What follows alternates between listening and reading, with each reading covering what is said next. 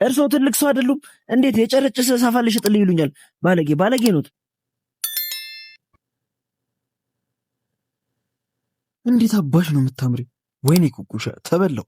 አቺ ኩኩሻ ወያ ብዬ ብረቱን አትወስጂውም እንዴ? አረ ወስዷለሁ፣ ማታ እመጣለሁ። እሺ እስማ አምቡል አረ ያመኝ። ምን ነው አስደነገጥከኝ እኮ። ይቅርታ በእናትሽ። ምን ላድርግ ብለሽ ነው? ያንቺ ፍቅር ገና እንደተጣለ ይዘት ቃ እንዲህ ሲያሽከረክረኝ ነው የሚውለው። ቀልድ ነው እንዲያስከው ማኔ።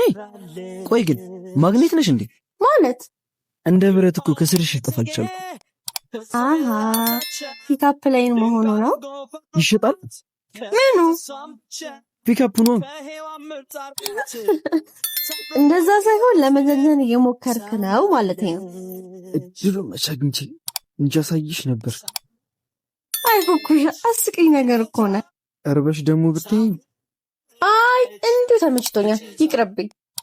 እና ለምን እየሸኘሽ አናወራም? ወንድሜ እየጠበቀኝ ነው እንጂ እንችል ነበር። ታላቅሽ ወይስ ታናሽሽ? ማለቴ እንደዛች